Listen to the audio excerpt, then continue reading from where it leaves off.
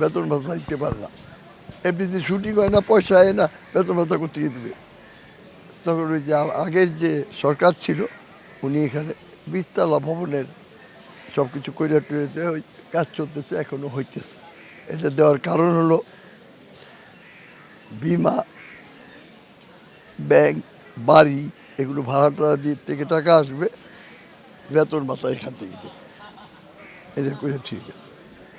এই যে আজকে লোক পাবেন দুপুরের পরে, প্রচুর লোক পাবেন।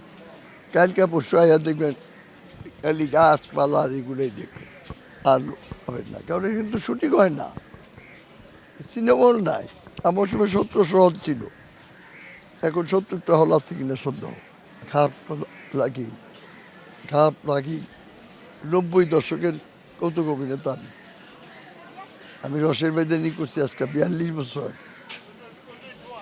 জুতিতে ছবিটা রিলিজ হয়ে আর 2 মাস চলছিল, তখন কিন্তু টাকার দাম বেশি, জিনিসের দাম কম। মা বোনে অমনি খেয়ে গিয়া এই আপনার হলের ছবি দেখ, এখন সেই মা বোনরা যায় না।